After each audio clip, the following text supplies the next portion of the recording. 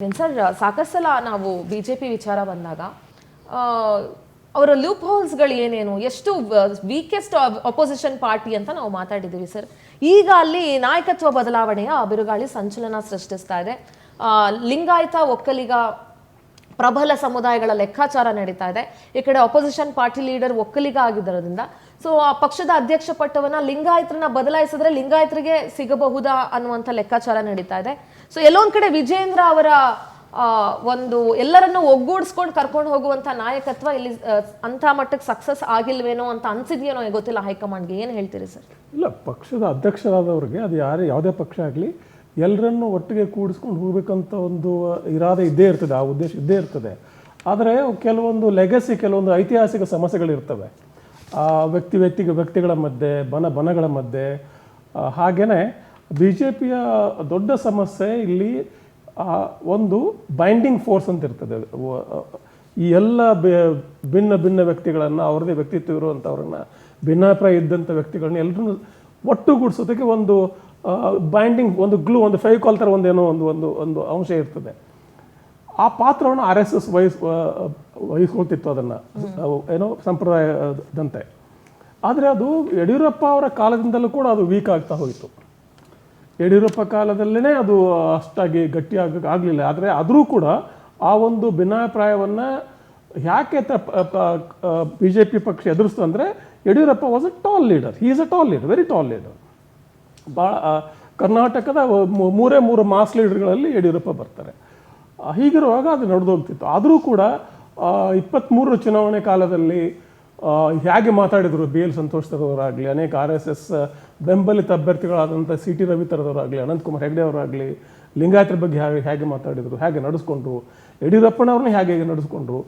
ಇಲ್ಲಿ ಒಂದು ನಿಚ್ಚಳವಾದ ಒಂದು ಅಂಶ ಏನಪ್ಪ ಅಂದರೆ, RSSಗೆ ಲಿಂಗಾಯತ ಆಗಲಿ ಒಕ್ಕಲಿಗ ಆಗಲಿ ಅದು ಒಂದು ಕೋಮಿನ ಪಕ್ಷ ಆಗೋದು ಬೇಕಿಲ್ಲ. ಅದೊಂದು ಕೋಮಿನ, ಒಂದು ಬಲಾಢ್ಯ ಕೋಮಿನ ಪಕ್ಷ ಆಗೋದು ಬೇಕಿಲ್ಲ. ಎಲ್ಲರೂ ಇರಬೇಕು, ಆದರೆ RSSನ ಸುಪರ್ದಿಲಿರಬೇಕು. ಅದು ಕೂಡ ಆಗ್ತಾ ಇಲ್ಲ. ಯಾಕೆ RSSಲ್ಲೂ ಕೂಡ ಇತ್ತೀಚೆಗೆ ಅನೇಕ ಸಮಸ್ಯೆಗಳು ಆಂತರಿಕವಾಗಿ ಇದೆ. ಈಗ ರಾಮ ಮಂದಿರ ವಿಚಾರ ಆಗಲಿ, ಮತ್ತೊಂದಾಗಲಿ ಇದೆ ಅಲ್ಲಿ. ಮತ್ತು it is not practicable. BL Santosh ತರದವರು, ಪ್ರಹ್ಲಾದ್ ಜೋಶಿ ತರದವರು ನಾವು ಮುಖ್ಯಮಂತ್ರಿ ಆಗಬೇಕು ಅಂತ ಹೊರಟ್ರೆ ಆಗೋ ಮಾತಲ್ಲ ಅದು. ಅದು ಒಂದೇ ಒಂದು ಚುನಾವಣೆ ಗೆಲ್ದೇನೆ ಪ್ರಹ್ಲಾದ್ ಜೋಶಿನ ಗೆದ್ದಿದ್ದಾರೆ ಬಿಡಿ. ಆದರೂ ಕೂಡ ರಾಜ್ಯ ಒಪ್ಪುವಂಥ ನಾಯಕರುಗಳಲ್ಲ ಇವರು. ಈ ರೀತಿಯ ಕೆಲವೊಂದು ಅಲ್ಲಿ ಪ್ರತಿಷ್ಠೆಯ ಜಗಳಗಳಿದ್ದಾವೆ. ಅದರ ಮಧ್ಯೆ ನಮ್ಮ ಯತ್ನಾಳ್ ಥರದ ಒಂದು ದೊಡ್ಡ ಒಂದು ಸಂಚಲನವನ್ನೇ ಮೂಡಿಸಿಬಿಟ್ರಲ್ಲಿ. ಅದೇನು ಯಾವುದೇ ವಿರೋಧ ಪಕ್ಷ ಮಾತಾಡದೇ ಇರುವಷ್ಟು ಅವರೇ ಮಾತಾಡಿಬಿಟ್ರು BJP ಬಗ್ಗೆ. ಕೊನೆಗೆ ಈಗ ಅವರನ್ನು ಹೊರಗೆ ಹಾಕಲಾಗಿದೆ. ಇದೆಲ್ಲದರ ನಡುವೆ ಒಂದು ಸಮರ್ಥ ವಿರೋಧ ಪಕ್ಷವಾಗಿ ಕರ್ನಾಟಕ ಸರ್ಕಾರದ ಜೊತೆಗೆ ಕೆಲಸ, ಅದಕ್ಕೊಂದು ಸವಾಲೊಡ್ಡಬಲ್ಲಂಥ ಪಕ್ಷವಾಗಿ BJP ಬೆಳೀಲಿಲ್ಲ. ಕಾರಣ ಇದೇನೆ, ಆಂತರಿಕ ಸಮಸ್ಯೆಗಳನ್ನೇ. ಯಾಕೆ ಯಡಿಯೂರಪ್ಪನ ಮಗನೇ ಅಧ್ಯಕ್ಷ ಆಗಬೇಕು? ಮೊದಲ ಸಮಸ್ಯೆ ಇದ್ರಲ್ಲ, ಯಡಿಯೂರಪ್ಪನೇ ಆಗ್ಬೇಕು. ಮತ್ತೆ ಆದ್ರೆ ಯಡಿಯೂರಪ್ಪನವ್ರು ವಿಜೇಂದ್ರ ಯಾಕೆ ಮಾಡಿದ್ರು ಅಧ್ಯಕ್ಷನಾಗಿ? ಯಾಕಂದ್ರೆ 23ರಲ್ಲಿ ಅವ್ರನ್ನ ಅಲಕ್ಷ್ಯ ಮಾಡಿತ್ತು, ಲಿಂಗಾಯತನ ಅಲಕ್ಷ್ಯ ಮಾಡಿತ್ತು. ಅದಕ್ಕೆ ತಪ್ಪು ದಂಡ ಹೆಚ್ಚು ಕಡಿಮೆ. ಹಿಂಗಾಗಿ ಯಡಿಯೂರಪ್ಪನವ್ರು ಮತ್ತೆ ತರಕ್ಕಾಗಲ್ಲ, ವಯಸ್ಸಾಗಿದೆ ಅವ್ರಿಗೆ ಕೇಂದ್ರದಲ್ಲಿ ಮಾರ್ಗದರ್ಶನ ಮಂಡಳಿ ಅನೇಕ ಜವಾಬ್ದಾರಿ ಕೊಟ್ಟಿದ್ದಾರೆ ಅವ್ರಿಗೆ. ಹೀಗಾಗಿ ಅವ್ರ ಮಗನ ಮಾಡಿದ್ರು. ಬಟ್ ಅದು ಉಳಿದವ್ರಿಗೆ ಆಗಬೇಕಲ್ಲ, ಜೀರ್ಣ ಆಗಬೇಕಲ್ಲ. ಅದಾಗದೇ ಹೀಗಾಗಿದೆ. ಯಾವುದೋ ಒಂದು ಮೂಢ ವಿಚಾರದಲ್ಲಾಗಲಿ, ಒಂದು ಪಾದಯಾತ್ರೆ ಈ ಕಡೆ ಹೋದ್ರೆ ಇನ್ನೊಂದು ಪಾದಯಾತ್ರೆ ಆ ಕಡೆ ಹೋಗ್ತದೆ, ಒಂದು ಉತ್ತರಕ್ಕೆ ಹೋಗ್ತದೆ, ಒಂದು ದಕ್ಷಿಣಕ್ಕೆ ಹೋಗ್ತದೆ. ಅಶೋಕ್ ಹಾಗೂ ವಿಜೇಂದ್ರ ಸಮರ್ಥವಾದ ವಿರೋಧ ಪಕ್ಷವಾಗಿ ಕೆಲಸ ಮಾಡೋದೇನೇ ಇಲ್ಲ. ಇಲ್ಲಿವರೆಗೂ ಕಾಂಗ್ರೆಸ್ ಪಕ್ಷದ ಸರ್ಕಾರಕ್ಕೆ ವಿರೋಧ ಪಕ್ಷದ ಭಯ ಅನ್ನೋದೇ ಇಲ್ಲ. ಮಾತಾಡ್ತಾರೆ, TV ಸ್ಟುಡಿಯೋದಲ್ಲಿ ಮಾತಾಡ್ತಾರೆ, ಹೊರಗಡೆ ಪ್ರೆಸ್ ಕಾನ್ಫರೆನ್ಸ್ ಮಾತಾಡ್ತಾರೆ. BJP ಭಯ ಅಂತೂ ಈ ಸರ್ಕಾರಕ್ಕೆ ಇಲ್ಲ. ಒಂದು ವಿರೋಧ ಪಕ್ಷದ ಭಯ ಅಂತೂ ಇಲ್ಲ. ಮತ್ತೆ ಈ ಮುಂದಿನ ದಿನಗಳು ಏನಾಗ್ಬೋದು, ಆವಾಗಲೇ ಮಾತಾಡೋ ಸೋಮಣ್ಣ ಬಂದರೆ ಏನಾಗುತ್ತೆ, ಅಥವಾ ಬೇರೆಯವ್ರು ಬಂದರೆ ಏನಾಗುತ್ತೆ, ಮತ್ತೆ ಇದೇ ಮುಂದುವರಿತದೆ. ಯಾಕಂದ್ರೆ ಯಾರೇ ಆಗಲಿ ಈಗ ಯಡಿಯೂರಪ್ಪ ಅವರನ್ನ ರಿಪ್ಲೇಸ್ ಮಾಡಬಲ್ಲಂತ, ಅದು ಲಿಂಗಾಯತ ಆಗಲಿ ಒಕ್ಕಲಿಗ ಆಗಿರಲಿ, ಇಲ್ಲ, ಅಲ್ಲಿ ಲೀಡರ್ ಇಲ್ಲ ಅಂದ ತಕ್ಷಣ ಸರ್ವಸಮ್ಮತಿಯಿಂದ ಒಬ್ಬರನ್ನು ಒಪ್ಕೊಳ್ಳುವಂಥ ಪರಿಸ್ಥಿತಿಯಲ್ಲೂ ಇಲ್ಲ. ಈಗ ಯಡಿಯೂರಪ್ಪ ಇನ್ನೊಮ್ಮೆ ಯಡಿಯೂರಪ್ಪ ಆಗಲ್ಲ ರೀ, ಮತ್ತೊಬ್ಬ ಯಡಿಯೂರಪ್ಪ ಆಗೋಲ್ಲ, ಕರೆಕ್ಟು. ಮತ್ತೊಬ್ಬ ಸಿದ್ದರಾಮಯ್ಯ ಆಗಲ್ಲ. ಆದರೆ ಇರೋರು ಈ ಸೆಕೆಂಡ್ ಲೆವೆಲ್ ಲೀಡರ್ಸ್ ಏನಿದ್ದಾರೆ ಎಲ್ಲ ಸೇರ್ಕೊಂಡು ನಾವೆಲ್ಲ ಸಮ್ಮತಿಯಿಂದ ಇವ್ರನ್ನ ಬೆಂಬಲಿಸ್ತೇವೆ ಅನ್ನೋ ಮಾತೇ ಇಲ್ಲ. ಇವ್ರು ಸೋಮನ ಆಯ್ಕೆ ಮಾಡಿದ್ರೆ ಇನ್ನೊಬ್ರು ತಕರಾರು ಇರ್ತಾರೆ, ಮತ್ತೊಬ್ಬರನ್ನ ಆಯ್ಕೆ ಮಾಡಿದ್ರೆ ಇನ್ನೊಬ್ರು ತಕರಾರು ಇರ್ತಾರೆ. ಹೀಗಾಗಿ ಅಲ್ಲಿ ಸರ್ವಸಮ್ಮತಿ ಕಾನ್ಸೆನ್ಸಸ್ ಅನ್ನೋದಿಲ್ಲ. ಎಸ್ ಅಶೋಕ್ ಗೌಡ್ರೆ, ಏನು ಪಕ್ಷದಲ್ಲಿ ಏನು ನಡೀತಾ ಇದೆ? ಬದಲಾವಣೆಯ ಬಿರುಗಾಳಿ ಬಹಳ ಜೋರಾಗಿ ಬೀಸ್ತಾ ಇದೆ ಅಂಡ್ ಅಸಮಾಧಾನಗಳು ವಿಜೇಂದ್ರ ಅವ್ರ ಮೇಲೆ ಸಾಕಷ್ಟು ಜಾಸ್ತಿನೇ ಇದೆ. ಏನ್ ಕತೆ? ಸೋಮಣ್ಣ ಅವರ ಹೆಸರು ಮುಂಚೂಣಿಯಲ್ಲಿ ಕೇಳಿ ಬರ್ತಾ ಇದೆ ಅಧ್ಯಕ್ಷ ಸ್ಥಾನಕ್ಕೆ. ಎಲ್ಲವೂ ಸಹ ಮಾಧ್ಯಮದ ಕಲ್ಪನೆ ಅಂತ ಹೇಳಿದ್ರೆ ತಪ್ಪಾಗ್ಲಿಕ್ಕಿಲ್ಲ. ಯಾಕೆ ಅಂತ ಹೇಳಿದ್ರೆ ಮಾಧ್ಯಮದವ್ರು ಎಷ್ಟು ಕಲ್ಪನೆ ಮಾಡ್ಕೊಳ್ತಿದ್ದೀರಾ ಅಂತ ಹೇಳಿ ಒಂದು ತಿಳ್ಕೊಳ್ಳಿ. ಒಂದು ಈಗ ಫಸ್ಟ್ ಒಂದು ಉದಾಹರಣೆ ಕೊಟ್ಬಿಡ್ತಾನೆ. ಈಗ ನಾವು ಆಡಳಿತದಲ್ಲಿದ್ದಾಗ ವಿರೋಧ ಪಕ್ಷವಾಗಿದ್ದಂಥ ಕಾಂಗ್ರೆಸ್ ಪಾರ್ಟಿಲಿ DK ಶಿವಕುಮಾರ್ ವರ್ಸಸ್ ಸಿದ್ದರಾಮಯ್ಯ ನಡೀತಿತ್ತು ಅಂತಕ್ಕಂಥದ್ದನ್ನ ಪ್ರತಿದಿನ ಬಿಂಬಿಸ್ತಾ ಇದ್ರು, ಎಲ್ಲಾ ಮಾಧ್ಯಮದಲ್ಲೂ ಬಿಂಬಿಸ್ತಾ ಇದ್ರು. ವಾಸ್ತವನೂ ಸಹ ಅವ್ರ ಮನೆಯಲ್ಲಿ ಇವ್ರು ಸ್ಪೈಸ್ ಬಿಟ್ಟಿದ್ದಾರೆ, ಇವ್ರ ಮನೆಯಲ್ಲಿ ಅವ್ರು ಸ್ಪೈಸ್ ಬಿಟ್ಟಿದ್ದಾರೆ ಅಂತಕ್ಕಂತಹ ಚರ್ಚೆ ವಿಧಾನಸೌಧದ ಸುತ್ತಮುತ್ತ ಗ್ಯಾಲರಿಗಳಲ್ಲೆಲ್ಲ ಆಗ್ತಾ ಇತ್ತು. ನಮ್ ಜೊತೆ ನೀವು ಕೈ ಜೋಡಿಸಿದ್ರಿ ಅಲ್ಲ, ಇದು ವಾಸ್ತವ ಆಗಿದ್ದಂಥ ವಿಚಾರ. ನಮ್ಮಲ್ಲಿ ಈಗ ಹೌದು ಯತ್ನಾಳ್ ಆಚೆ ಹೋಗಿದ್ದಾರೆ, ಗೊಂದಲ ಇತ್ತು. ಆಚೆ ಹೋಗಿಲ್ಲ, ಆಚೆ ಕಳಿಸಿದೀರಾ, ವಾಟ್ ಎವರ್ ನೀವು ಈ ಅಳಿಯಾನೋ ಅಥವಾ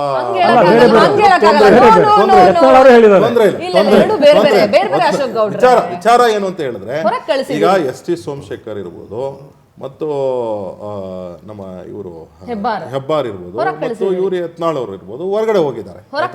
ಆಯ್ತು, ಹೊರಗಡೆನೆ ಹಾಕಿದ್ದೀವಿ ಅವರ ಚಟುವಟಿಕೆಗಳ ಒಂದು ಕಾರಣಕ್ಕೋಸ್ಕರ. ಆದರೆ ನಮ್ಮ ಅಧ್ಯಕ್ಷರು ವಿಜಯೇಂದ್ರ ಅವರು ಮತ್ತು ಅಶೋಕ್ ಅವ್ರ ಮಧ್ಯೆ ಯಾವುದೇ ರೀತಿ ಭಿನ್ನಾಭಿಪ್ರಾಯ ಇಲ್ಲ. ಯಾಕಂದ್ರೆ ಅನೇಕ ಸತಿ ನಮ್ಮ ಜೊತೆಗೆ ಬಂದು ಕೂತ್ಕೊಂಡು ನಮ್ಮ ಜೊತೆ ಎರಡು ಪಾದಯಾತ್ರೆ ಎಲ್ಲೂ ಆಗಿಲ್ಲ. ಅದು ಎಲ್ಲಿ ಕನ್ಫ್ಯೂಷನ್ ಇದೆಯೋ ಗೊತ್ತಿಲ್ಲ ನನಗೆ. ಯಾಕಂದ್ರೆ ಮುಡಾ ವಿಚಾರದಲ್ಲಿ ಎಲ್ಲ ಜೊತೆಲಿ ಹೋದ್ವಿ, ವಾಲ್ಮೀಕಿ ಗಲಾಟೆನಲ್ಲಿ ಜೊತೆಲಿ ಹೋದ್ವಿ. ವಕ್ಫ್ ಚರ್ಚೆ ಆದಾಗ ಅಶೋಕ್ ಅವರು, ವಿಜಯೇಂದ್ರ ಅವರು, ನಾವೆಲ್ಲ ರಿಸರ್ಚ್ ಟೀಮ್ ನಲ್ಲಿ ಇದ್ದಂತವ್ರು ಎಲ್ಲ ಜೊತೆಲಿ ಕುತ್ಕೊಂಡು ಚರ್ಚೆ ಮಾಡಿದ್ವಿ. ಈಗಿನ ವಿಚಾರ SIR ವಿಚಾರ ಬಂದಾಗ ಎಲ್ಲರೂ ಜೊತೆಲಿ ಹೋಗ್ಬಿಟ್ಟು ಕಂಪ್ಲೇಂಟ್ ಕೊಟ್ಟು SIRಗೆ ಇವಾಗ ಹೋರಾಟ ಮಾಡಿ ಈಗ ಅಬ್ಸರ್ವರ್ಸ್ನ ಹಾಕ್ಸಿದೀವಿ. ಅದಾದ್ಮೇಲೆ ಕಾಂಗ್ರೆಸ್ನವರು ಒಪ್ಕೊಂಡಿದ್ದಾರೆ, 35 ಜನದಿಂದ ಲೋಪ ಆಗಿದೆ, ಅದರಿಂದ ಸಸ್ಪೆಂಡ್ ಮಾಡಿ ಅವ್ರನ್ನ ಅಂತ ಹೇಳಿ ಕಾಂಗ್ರೆಸ್ನವರು ಒಪ್ಕೊಂಡಿದ್ದಾರೆ. ಅಂದ್ರೆ ಇದೆಲ್ಲದಕ್ಕೂ ಕಾರಣ ನಮ್ಮ ಹೋರಾಟ ಅಲ್ವೇ, ನಮ್ಮ ಜೊತೆಲಿ ಇರ್ತಕ್ಕಂತಹ ಹೋರಾಟ ಅಲ್ವೇ. ಇನ್ಫ್ಯಾಕ್ಟ್ ವಿಚಾರ ಏನು ಅಂತ ಹೇಳಿದ್ರೆ, ನಾವು ಅಕಸ್ಮಾತ್ ನಮ್ಮ ಭಿನ್ನಾಭಿಪ್ರಾಯ ಏನೇ ಇದ್ರೂ ಸಹ ಒಂದು ಮಟ್ಟಕ್ಕೆ ಕಚೇರಿ ಒಳಗಡೆ ಆಗ್ತಕ್ಕಂತಹ ವಿಚಾರಗಳೇ ಹೊರತು ಹೊರಗಡೆ ಜನಗಳಿಗೆ ಸಮಸ್ಯೆ ಆಗಲ್ಲ. ಅದು ನಮ್ಮ ಕಾರ್ಯಕರ್ತರುಗಳು ಸ್ವಲ್ಪ ಒಂಚೂರು ಗೊಂದಲದಲ್ಲಿ ಉಂಟಾದ್ರೂ ಸಹ ನಾವು ನಮ್ಮ ಕಾರ್ಯಕರ್ತರುಗಳು ಯಾರು ನಾಯಕನಿಂದ ಹೋಗಂತವರಲ್ಲ. ನಾಯಕನಿಂದ ಹೋಗಂತ ಕಾರ್ಯಕರ್ತರು ಕೇವಲ 2%, 98% ಐಡಿಯಾಲಜಿ ಮತ್ತು ಫಿಲಾಸಫಿ ಮೇಲೆ ಬೈಂಡ್ ಆಗಿರತಕ್ಕಂಥವ್ರು ನಾವು. ಆಮೇಲೆ ಲೋಗೋಗೋಸ್ಕರ ಕೆಲಸ ಮಾಡ್ತೀವಿ, ಐಡಿಯಾಲಜಿಗೋಸ್ಕರ ಕೆಲಸ ಮಾಡ್ತೀವಿ ಅಂತ ಹೇಳಿ ಕ್ರಾಸ್ ವೋಟಿಂಗ್ ಮಾಡತಕ್ಕಂತಹ ಯಾರು ಶಾಸಕರಿದ್ದಾರೆ, ಶಾಸಕರಾಗೋರಿಗೆ ಕಾರ್ಯಕರ್ತರಾಗೋರಿಗೆ ತುಂಬಾ ವ್ಯತ್ಯಾಸ ಇದೆ. ಕಾರ್ಯಕರ್ತರು ಯಾರಿದ್ದಾನೆ ಅವನು ದೇವ ದುರ್ಲಭ ಕಾರ್ಯಕರ್ತ ಅಂತ ಅನೇಕ ಜನ ಮಾಡ್ತಿರ್ತಾರೆ. ಹೌದು, ಅವ್ರಿಗೆ ತಕ್ಕ ಪಾಠನ ಯಾವಾಗ ಟೈಮಲ್ಲಿ ಕಲಿಸ್ಬೇಕೋ ಕಾರ್ಯಕರ್ತರು ನಾಯಕರೆಲ್ಲ ಸೇರಿಸಿ ಕಲಿಸ್ತಾರೆ. ಒಂದು ವಿಚಾರ ಅದೆಲ್ಲ ಬಿಡಿ. ಈಗ ಜ್ವಲಂತ ಸಮಸ್ಯೆಗಳು ಅಕಸ್ಮಾತ್ ಏನಾದರೂ ಸಿಗ ನಾವು 2023 ಪ್ರಾರಂಭ ಆದಂಥ ಸರ್ಕಾರ 38 ತಿಂಗಳಾಯ್ತು. ಈಗ DK ಸಾಹೇಬರು ತಗೊಂಡು 1 ತಿಂಗಳಾಯ್ತು. ಅದಕ್ಕಿಂತ ಹಿಂದೆ ನಾನೇ ಹೇಳ್ತಾ ಇದ್ದೀನಿ ಅನೇಕ ಮಾಧ್ಯಮಗಳಲ್ಲಿ, ಇದು ಎಪಿಸೋಡ್ ನೀ ಬಿಡೆ ನಾ ಕೊಡೆ, ನೀ ಬಿಡೆ ನಾ ಕೊಡೆ ವೆಬ್ ಸೀರೀಸ್. ಅವರ ಎಪಿಸೋಡ್ ನ ನಿಮ್ಮ ಹತ್ರನೇ ಮಾತಾಡಿಸ್ತೀನಿ, ಬಟ್ ಇವಾಗ ನಿಮ್ಮ ಎಪಿಸೋಡ್ ಮಾತಾಡ್ಬಿಡ್ತೀನಿ ಫಸ್ಟ್. ಅದೇ ಬಿಜೆಪಿ ಎಪಿಸೋಡ್ ಮುಗಿದ್ಮೇಲೆ ಕಾಂಗ್ರೆಸ್ ಎಪಿಸೋಡ್ ಹೋಗೋಣ. ನಮ್ಮಲ್ಲಿ ಆಮೇಲೆ ಇನ್ನೊಂದು ಏನಂತ ಹೇಳಿದ್ರೆ, ಸಂತೋಷ್ ಜಿ ಆಗ್ಲಿ, ಪ್ರಹ್ಲಾದ್ ಜೋಶಿ ಜಿ ಆಗ್ಲಿ, ಇವರೆಲ್ಲರೂ ಸಹ ಬಟ್ ಒಂದ್ ಹೇಳ್ತೀನಿ, ಆಸ್ ಅ ಆಪೋಸಿಷನ್ ಪಾರ್ಟಿ ನೀವು ಸರ್ಕಾರನ ಕಟ್ಟಿ ಹಾಕುವಲ್ಲಿ ಫೇಲ್ಯೂರ್ ಆಗಿದ್ದೀರಿ. ಸರ್ಕಾರ ಕಟ್ಟಿ ಹಾಕಿರೋದಕ್ಕೆ ಸಿದ್ದರಾಮಯ್ಯ ರಾಜೀನಾಮೆ ಕೊಟ್ಟಿದ್ದು.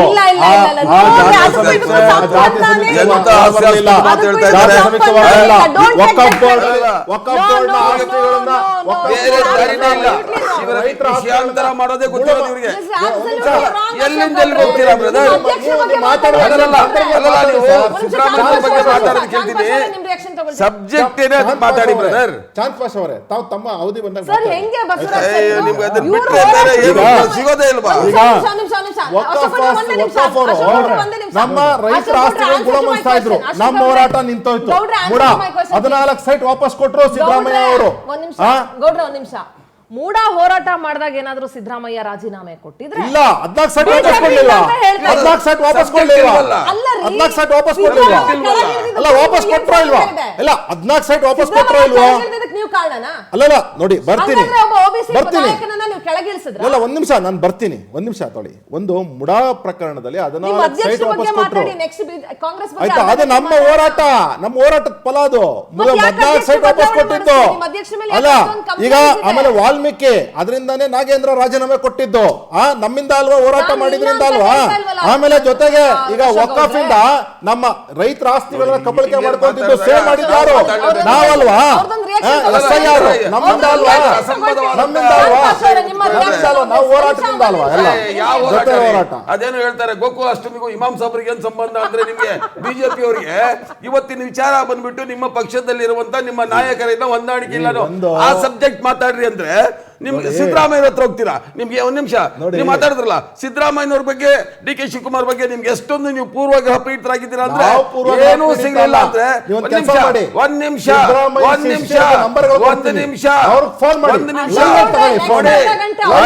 ಆಯ್ತು. ನೀವು ಈ ತರ ಪದೇ ಪದೇ ಡಿಸ್ಟರ್ಬ್ ಮಾಡಿದ್ರೆ ನಾನು ಮಾಡ್ತೀನಿ ಆಯ್ತಾ. ನಿಮ್ಮ ಮನಸ್ಥಿತಿ ಹೇಗಿದೆ ಅಂತ ಕರೆಗೆ ಸಿದ್ದರಾಮಯ್ಯನವರು ಹೇಳಿ, ಸಿದ್ದರಾಮಯ್ಯ ಕೇಳ್ರಿ, ನಾನು ಮಾತಾಡಕ್ಕಿಂತ ಆಯ್ತು ಮುಂಚೆ ಭಯ ಕೇಳ್ರಿ, ಆಗ್ತದೆ ನೀವು ಸರ್. ಮತ್ತೆ ಕೇಳ್ರಿ, ಇನ್ನು ನಿಮ್ಗೆ ಇನ್ನು ಉಳಿದ 2 ದಿನ ಹೋದ್ರೆ ಸಿದ್ದರಾಮಯ್ಯವ್ರು ಉಟ್ಕೊಂಡಿರೋ ಪಂಚನೇ ಸರಿ ಇಲ್ಲ ಅಂತ ನಿಮ್ಗೆ ಸಬ್ಜೆಕ್ಟ್ ಅದೇ ಸಿಗೋದು. ಅದು ಬಿಟ್ಟರೆ ವಾಸ್ತವವಾಗಿ ಮಾತಾಡಿದ್ರೆ ಮಾತಾಡ್ತಿಲ್ಲ. ನೋಡಿ ಮೇಡಮ್, ನಾನು ಹೇಳೋದು ಅವರವರ ಪಕ್ಷದ ಆಂತರಿಕ ವಿಚಾರ ನಿಜ. ಇವತ್ತು ನಿಮ್ಮಲ್ಲಿ ಡಿಬೇಟ್ ಕರೆದಿದ್ದೀರಿ. ನಮ್ಗನಿಸ್ದಂಗೆ ಈ ಪಕ್ಷದಲ್ಲಿ ಹೊಂದಾಣಿಕೆಯ ನಾಯಕತ್ವದ ಕೊರತೆ ಇದೆ.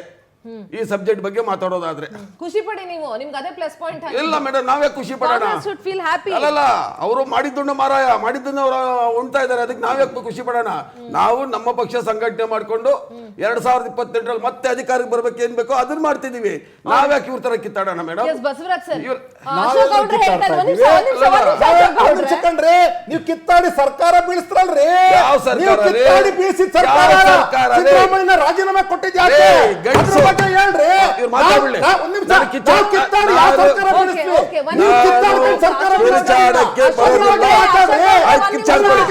ನಿಮ್ಮ ಮಟ್ಟಕ್ಕೆ ನಾನು ಇಳಿಯಲ್ಲ. ಚಾಂದ್ ಪಾಷಾ ಅವರೇ, ನೀವೇ ಹೇಳಿದ್ದು ಸಂಬಂಧ ಅದು ಹೇಳ್ರಿ. ಇಮಾಮ್ ಸಾಬ್ರಿಗೂ ಗೋಕುಲ ಅಷ್ಟಮಿಗೆ ಏನ್ ಸಂಬಂಧ? ಅದನ್ನ ಕಲ್ತ್ಕೊಳ್ಳಿ, ಅದನ್ನ ಕಲ್ತ್ಕೊಳ್ಳಿ, ಆಮೇಲೆ ಬೇರೆ ಹೇಳಿ.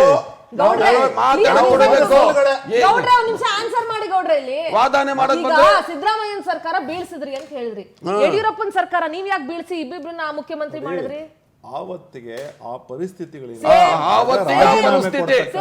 ನಿಮಗ್ ಮಾತ್ರ ಪರಿಸ್ಥಿತಿ, ಕಾಂಗ್ರೆಸ್ ಅವ್ರಿಗೆ ಪರಿಸ್ಥಿತಿ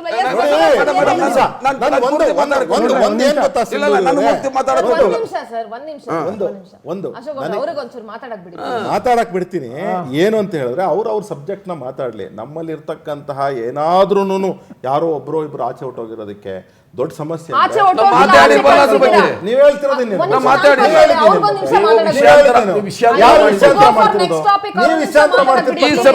ಸಿದ್ದರಾಮಯ್ಯನವ್ರು ಎಲ್ಲಿಂದ ಬಂದ್ರು, ವಕ್ಫ್ ಬೋರ್ಡ್ ಎಲ್ಲಿಂದ ಬಂತು, ಇದು ನನ್ನ ಪ್ರಶ್ನೆ. ಹೋರಾಟ ಇವೆಲ್ಲ ನೀವು ಹೋರಾಟದ ಆಮೇಲೆ ಹೇಳಿ ಸರ್. ಈಗ ಅವ್ರು ಕೇಳಿ ಹೇಳ್ಬೇಕು ಮೇಡಮ್, ನೀವೆಲ್ಲ ಹಾಕೊಂಡ್ರೆ ನಾನು ಇರೋದು ಕುತ್ಕೊಂಡ್ರದು ನಿಮ್ ವಿಚಾರ ನೀವು ಮಾತಾಡ್ರಿ, ಗಂಟ್ಲು ಹೋಗ್ಬಿಡುತ್ತೆ. ನನ್ ಗಂಟ್ಲಲ್ಲ ನಿಮ್ ಗಂಟ್ಲು ನೋಡ್ಕೊಳ್ರಿ. ಆರೋಗ್ಯ ಮುಖ್ಯ. ಸರ್ಕಾರನೇ ಹೊಟ್ಟೋಯ್ತಲ್ರಿ. ನಮ್ಗೆ ವಿರೋಧ ಪಕ್ಷದವರು ಆರೋಗ್ಯ ಚೆನ್ನಾಗಾಯ್ತಲ್ಲ, ಇದೊಳ್ಳೆ ವಿಚಾರ ನೀವು ಮಾತಾಡಿ ಸರ್. ಆರೋಗ್ಯ ಕೆಡಿಸ್ಕೊಬೇಡಿ, ನೀರ್ ಕುಡೀರಿ, ಸ್ವಲ್ಪ ನೀರು ಕುಡೀರಿ. ಇಬ್ರು ಚೆನ್ನಾಗಿ ಎಲ್ಲ ಅಯ್ಯೋ ಕುಡಿಸಿ ಕುಡಿಸಿ ಕುಡಿಸಿ ಅಲ್ಲ ಕುಡಿಸಿ ಕುಡಿಸಿ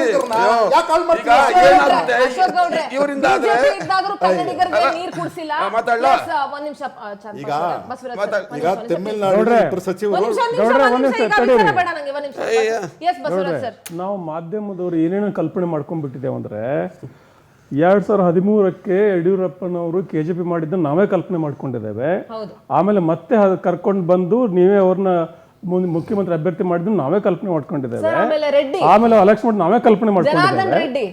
ಈಗ ನಿಮ್ಮ ಪಕ್ಷದಲ್ಲಿ BJP ಪಕ್ಷದಲ್ಲಿ ನಿಮ್ಮ ಪರಿಷತ್ ಸದಸ್ಯರು ಅಡ್ಡ ಮತದಾನ ಮಾಡಿದ್ದು ನಾವೇ ಕಲ್ಪನೆ ಮಾಡ್ಕೊಂಡಿದ್ದೇವೆ. ಆಮೇಲೆ ಯಾರು ಮೋಸ ಮಾಡಿದ್ರು, ಯಾರು ಈ ತರ ವಂಚನೆ ಮಾಡಿದ್ರು ಅಂತ ಸತ್ಯಶೋಧನಾ ಸಮಿತಿ ಮಾಡಿದ್ರು ನಾವೇ ಕಲ್ಪನೆ ಮಾಡ್ಕೊಂಡಿದ್ದೇವೆ. ಆಮೇಲೆ ಇದ್ರ ಬಗ್ಗೆ ನಾವು ಮಂಜುನಾಥನ ಸನ್ನಿಧಿಯಲ್ಲಿ ಆಣೆ ಪ್ರಮಾಣ ಮಾಡಬೇಕು ಅಂತ ಹೊರಟಾಗ ಆಣೆ ಪ್ರಮಾಣ ವಿರೋಧಿಸಿದವರು ಯಾರು ಅಂತ ಕಲ್ಪನೆ ಮಾಡ್ಕೊಂಡಿದ್ದೇವೆ. ಎಲ್ಲಿ ಆಣೆ ಪ್ರಮಾಣ ಅಧ್ಯಕ್ಷರು ಹೋದ್ರು, ಆಣೆ ಪ್ರಮಾಣ ಎಲ್ಲಿ ಮಾಡಕ್ ಹೊಟ್ಟಿದ್ರು, ಯಾವ ದೇವಸ್ಥಾನದಲ್ಲಿ ಆಣೆ ಪ್ರಮಾಣದ ಸಂಪ್ರದಾಯ ಇದೆ, ಬೇರೆ ಯಾವ ದೇವಸ್ಥಾನಕ್ಕೂ ಹೋಗಿಲ್ಲ ಅವರು. ಯಾವ ದೇವಸ್ಥಾನದಲ್ಲಿ ಆನೆ ಪ್ರಮಾಣ ಸಂಪ್ರದಾಯ ಇದೆ ಮತ್ತು ಇವರದೇ ಮುಖ್ಯಮಂತ್ರಿ ಮತ್ತು ಎಚ್ ಡಿ ಕುಮಾರಸ್ವಾಮಿ ಅವರ ಮಧ್ಯೆ ಒಂದು ವಿವಾದ ಆದಾಗ ಪೇಪರ್ಲಿ ಜಾಹೀರಾತು ಕೊಟ್ಟಿದ್ದನ್ನು ನೋಡಿದ್ದೇವೆ ನಾವು. ಅದು ನಮ್ಮದೇ ಕಲ್ಪನೆ. ಅವು ನಾವು ಕಲ್ಪನೆ ಮಾಡ್ಕೊಂಡಿದ್ದೇವೆ.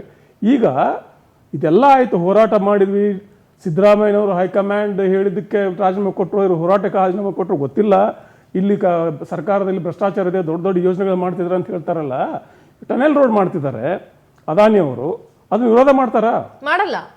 ಇಲ್ಲಿ ವಿರೋಧ ಮಾಡ್ತಾರೆ, ಅಲ್ಲಿ ಮಾಡಲ್ಲ. ಅಲ್ಲ, ಇಲ್ಲಿ ವಿರೋಧ ಮಾಡಲ್ಲ, ಇಲ್ಲಿ ವಿರೋಧ ಮಾಡಲ್ಲ. ಹೀಗಿರುವಾಗ ಬಿಜೆಪಿಯಲ್ಲಿ ಕರ್ನಾಟಕ ಬಿಜೆಪಿಯಲ್ಲಿ ಮತ್ತು ಕಾಲಕ್ರಮೇಣ ಮುಂದೆ ಬರೋ ವರ್ಷಗಳಲ್ಲಿ, ಬರೋ ತಿಂಗಳಲ್ಲಿ ಕೇಂದ್ರ ಬಿಜೆಪಿ ಮಟ್ಟದಲ್ಲೂ ಕೂಡ ಒಂದು ದೊಡ್ಡ ರೀತಿಯ ಅಲ್ಲಿ ಒಂದು ತಲ್ಲಣ ನಡೆಯುವ ಲಕ್ಷಣಗಳು ಎಲ್ಲ ಸಿದ್ಧತೆ ಆಗಿದೆ. ಯಾಕಂದ್ರೆ ಅಲ್ಲಿ 3-4 ಜನ ಸೆಕೆಂಡ್ ಲೆವೆಲ್ ಲೀಡರ್ಸ್ ತಯಾರಾಗಿದ್ದಾರೆ. ಯೋಗಿ ಆದಿತ್ಯನಾಥ್, ಮೋದಿ, ಯೋಗಿನ, ಶಾನ, ಗಡ್ಕರಿನ, ಅನೇಕ ಸಮಸ್ಯೆಗಳು. ಅದರದ್ದು ಒಂದು ಮೊದಲ ಹೆಜ್ಜೆ ರಾಮ ಮಂದಿರದ ವಿಚಾರ ಹೊರಗಡೆ ಬಂದಿತ್ತು ಅಂತಾನೂ ಇದೆ ಸುದ್ದಿ. ಅದಲ್ಲ, ಅದೇ ಹಿನ್ನೆಲೆಯಲ್ಲಿ ನಾನು ಈ ಎಥನಾಲ್ ನೋಡೋದು. ನಾನು ಖಂಡಿತವಾಗ್ಲೂ ಹೇಳ್ತಾ ಇದ್ದೀನಿ, ಇವೆಲ್ಲ ಇದಾವಲ್ಲ, ಯಾವುದನ್ನು ನಾವು ಮುಗಿಸಿಲ್ಲ. ಇವೆಲ್ಲವನ್ನು ಮಾಧ್ಯಮ ಇಮ್ಯಾಜಿನ್ ಮಾಡ್ಕೊಳ್ತದೆ. ನಾವು ಬೇರೆ ಕೆಲಸನೇ ಇಲ್ಲ, ಇಮ್ಯಾಜಿನ್ ಮಾಡಿ ಸುದ್ದಿ ಹೇಳ್ತೇವೆ ನಾವು. ಹೀಗಿರುವಾಗ ಈ ಜನಕ್ಕೆ ನಾವು ಏನು ಹೇಳ್ತಾ ಇದ್ದೇವೆ, ಒಂದು ಪಕ್ಷದ ಸಂಘಟನೆಯಾಗಿ, ಯಾಕಂದ್ರೆ ಸರ್ಕಾರ ಅಂದಮೇಲೆ ಯಾವುದೇ ಸರ್ಕಾರಕ್ಕೂ ಕೂಡ ಒಂದು ಪ್ರಬಲವಾದ ವಿರೋಧ ಪಕ್ಷ ಬೇಕು. ಒಂದು ವಿರೋಧ ಪಕ್ಷವಾಗಿ ಕೆಲಸ ಮಾಡೋಕ್ಕೆ ಮುಖ್ಯವಾದ ಅಗತ್ಯ ಏನು? ನಿಮ್ಮ ಆಂತರಿಕ ಸಂಘಟನೆ ಚೆನ್ನಾಗಿರಬೇಕು. ಯಾಕೆ ನೀವು ಒಂದು ವೇದಿಕೆಯಲ್ಲಿ ಒಂದು 4 ಗೋಡೆಗಳ ಮಧ್ಯೆ ಬಗೆಹರಿಸುವ ಮಾತುಗಳನ್ನು ಸುರೇಶ್ ಕುಮಾರ್ ಟ್ವೀಟ್ ಮಾಡ್ತಾರೆ, ಅಲಾರ್ಮ್ ಹಾಕಿದ ತಕ್ಷಣ ಕೆಲವರು ಹೇಳ್ತಾರೆ, ಕೆಲವರು ಹೇಳಲ್ಲ, ಅದು ಬಂದ್ ಮಾಡಿ ಮತ್ತೆ ಮಲ್ಕೋತಾರೆ, ದೇವರೇ ಈ ತರ ಮಾತ್ರ ಯಾಕೆ ಬರ್ತವೆ ಹೊರಗಡೆ? ಎಚ್ಚರಿಕೆ ಗಂಟೆ ಹೊರಗೆ ಟ್ವೀಟ್ ಯಾಕೆ ಮಾಡೋದು? ಅದನ್ನ ಅಂದ್ರೆ ಒಳಗೆ ಮಾತಾಡಕ್ಕಾಗಲ್ಲ. ಮತ್ತೆ ಆನೆ ಪ್ರಮಾಣವನ್ನು ವಿರೋಧ ಯಾಕೆ ಮಾಡೋದು? ಅದು ಬಹಿರಂಗವಾಗಿ. ಮತ್ತೆ ಸತ್ಯಶೋಧನಾ ಸಮಿತಿಯಲ್ಲಿ ಏನಿದೆ, ಮಾಧ್ಯಮ ವರದಿಗಳನ್ನ ಬರೆದಿದ್ದಾರೆ. ನೀವು ಯಾವ ಮಾಧ್ಯಮಗಳು ಕಲ್ಪನೆ ಮಾಡ್ಕೊಂಡು ಬರೆದಿದ್ದಾರೆ, ಆ ಕಾಲ್ಪನಿಕ ಕಥೆಗಳನ್ನೇ ಕೊಟ್ಟಿದ್ದಾರೆ ಸತ್ಯಶೋಧನಾ ವರದಿಯಲ್ಲಿ. ಹೀಗಿರುವಾಗ ಬಿಜೆಪಿ ತೀರಾ ಒಂದು ರೀತಿಯ ಹಾಸ್ಯಾಸ್ಪದ ಸ್ಥಿತಿಯಲ್ಲಿದೆ ಇವತ್ತು ಕರ್ನಾಟಕದಲ್ಲಿ. ನೋಡಿ, ಒಂದು ಟನಲ್ ರೋಡ್ಗೆ ನಮ್ಮ ವಿರೋಧ ಇದೆ. ಏನಕ್ಕೆ ಅಂದ್ರೆ ಟೆಕ್ನಿಕಲ್ ಆಗೇನೆ ನಾವೇ ಎಕ್ಸ್ಪ್ಲೈನ್ ಮಾಡಿ ಹೇಳಿದ್ದೇವೆ ಯಾವ್ಯಾವ ಕಾರಣಕ್ಕೆ ನಾವು ವಿರೋಧ ಮಾಡ್ತಿದ್ದೀವಿ ಅಂತ ಹೇಳಿದ್ದೇವೆ. ಎಷ್ಟೋ ಬ್ರಿಡ್ಜ್ಗಳು ಮೋದಿ ಉದ್ಘಾಟನೆ ಮಾಡಿರೋದು ಬಿದ್ದೋಗ್ತಾ ಇದೆ. ಗಡ್ಕರಿ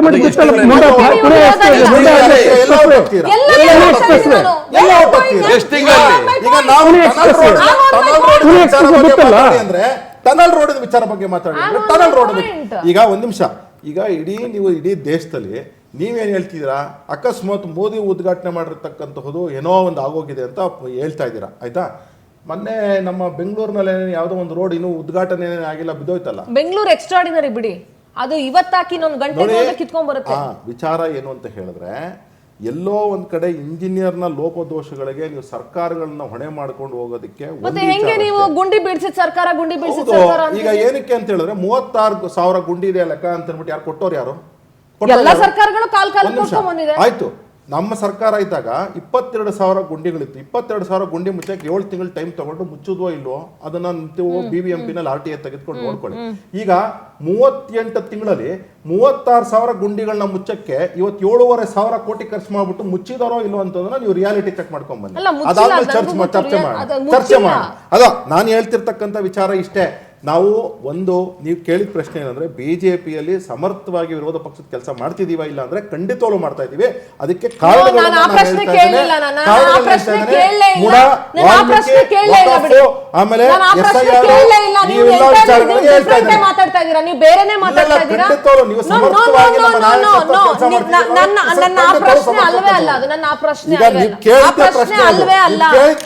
ಖಂಡಿತವಾಗ್ಲೂ ಅಲ್ಲ.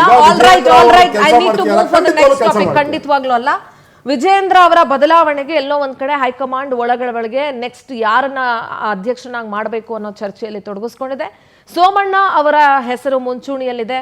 ಲಿಂಗಾಯತ ಮತ ಬ್ಯಾಂಕ್ ಅನ್ನ ಕ್ರೋಢೀಕರಿಸುವ ಜಾತಿ ಲೆಕ್ಕಾಚಾರ ಬಹಳ ದೊಡ್ಡ ಮಟ್ಟದಲ್ಲಿ ಬಿಜೆಪಿಯಲ್ಲಿ ನಡೀತಾ ಇದೆ. ಆಫ್ಟರ್ ನವೆಂಬರ್, ಇವರೇನ್ ನವೆಂಬರ್ ಕ್ರಾಂತಿ ಅಂತ ಇದ್ರು, ಈಗ ಬಿಜೆಪಿಯಲ್ಲೂ ಆ ಕ್ರಾಂತಿಗಳಾಗುವಂತ ಎಲ್ಲಾ ಲಕ್ಷಣಗಳು ಕಾಣಿಸ್ತಾ ಇದೆ. Let's wait and watch.